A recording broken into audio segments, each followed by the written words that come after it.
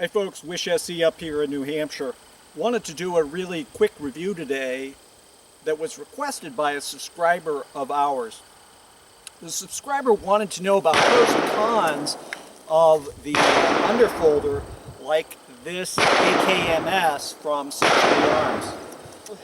This gun has a couple of minor modifications versus what it comes from Century Arms with. The first is it has a US palm grip here, which is just a little bit more comfortable, and then I've swapped out the slant brake for the Spikes Tactical muzzle brake, which I like quite a bit. It also has an upper rail here, and this is the Ultra Max. This is a pick rail which allows you to attach optics if you want on the forward part of the gun.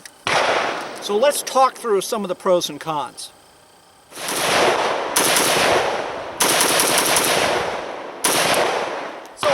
One big advantage to an underfolder like this is the fact that it is small and compact, right? You can throw this thing in a go bag or a duffel bag, tennis bag, guitar case, a whole lot of things, and it's a relatively small and simple platform to do that with. The downside of this particular gun and the other AK variants that I've seen with the underfolding stock is there are a lot of sharp edges. Sharp edges mean you want to wear gloves. Sharp edges mean you can get cut. The other disadvantage with this type of setup, of course, is that you've got a wire underfolding stock.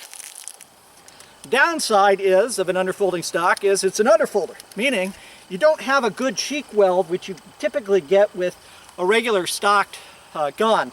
We'll take a look at that in a minute.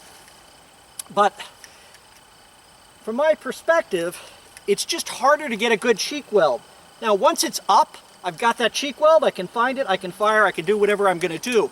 But finding that cheek weld, when you first bring in the gun up to point, so let's say I was at this type of ready position, if I came up, I've got to look for that front sight much more than I do with a conventional wood buttstock, or even with the SGL 2194 that I have, which has a side folder, but it still has a conventional buttstock on it, which is far easier to get that cheek weld.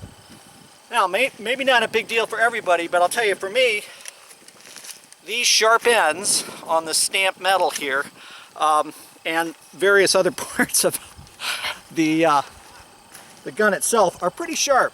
And, you know, maybe from a combat situation, you're not worried about that. I would think that it's problematic. Doesn't mean I don't like it. There, again, a lot of pros to this gun. So we're going to fire some rounds, give you guys a perspective of what it looks like from that side of it, and just my thoughts on shooting the gun.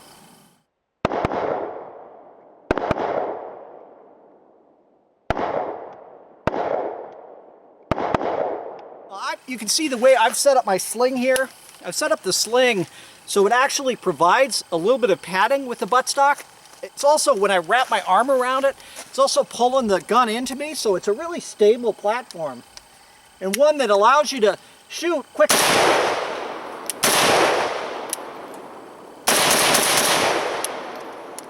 Be able to deliver hits on target effectively. Now, again, from my perspective, this is not as comfortable as a conventional buttstock, which allows you to get more of a cheek weld over the gun.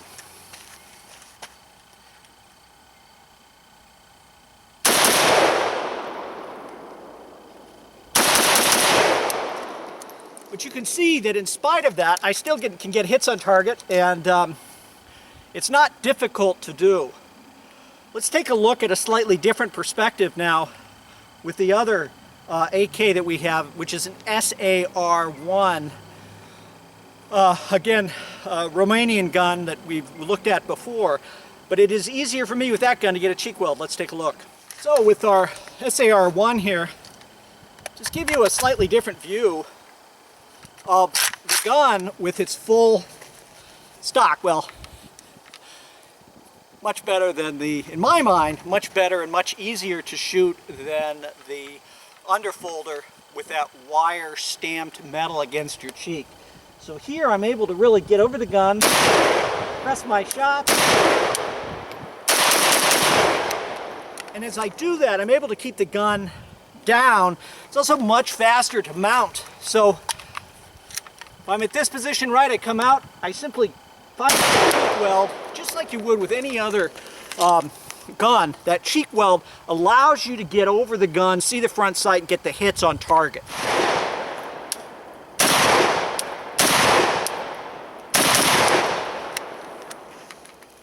Cheek weld, big upside. Also, fewer rough edges. Still that leaf sight that certainly can cut your hands up. Standard safety. AKs generally, that's why I wear gloves, is because AKs can be very sharp, a lot of sharp ends on them. But as you can see, if you're in the market for an AK, you might want to think about going with a full-size, the conventional setup with a wood stock or polymer stock, but something to get that good cheek weld on. Again, nothing wrong with the AKMS version that I have with that underfolder, but a bit harder to run the gun just in terms of getting consistent cheek weld.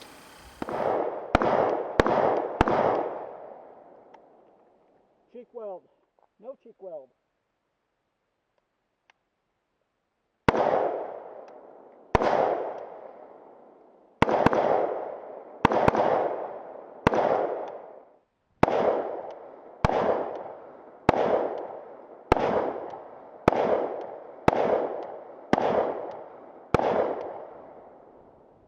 Can be done, but it's not comfortable. That's for sure. This is far more practical and allows you to get better hits.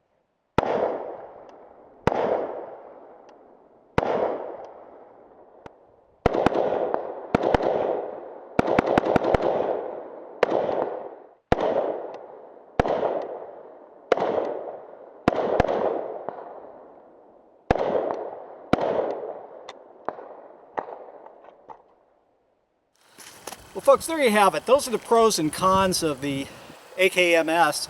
Any underfolder, an AK variant like this, has some real benefits to it in that it's collapsible, it's a small package. Yes, you still have a stock on it of some sort. Downside, of course, is that there are a lot of sharp edges. It is difficult to get a good cheek weld on the stamped steel piece that comes out here. It's just not easy to do. You can do it, takes a lot more work, particularly if you're firing fast strings or if you're bringing the gun up to point from any kind of ready position, makes it difficult. However, I think it's a great gun to have in the collection. I love the fact that you can, quickly and easily store this gun, collapse the stock, and there you have it. Yes, you can fire the gun from this position. Not totally practical, but it can be done. Especially if you use the sling as a way to get some tension against your body, you can do that. That works well. I can even hold it up here. I can look at my sights. I can press my... Not super practical, but I can get hits on target, and ultimately that's what matters. So that's a quick and dirty look at the AKMS pros and cons. Thanks so much for watching. If you like this video or any of the videos that we produce, ask you click the thumbs up icon, invite your friends and family to subscribe. Really appreciate the fact that you guys have been very supportive of the channel. Also, thanks to the viewer who actually requested this video, gave me a chance to get out today and shoot this gun, which I happen to like quite a bit. Thanks so much for watching, and as always, stay safe.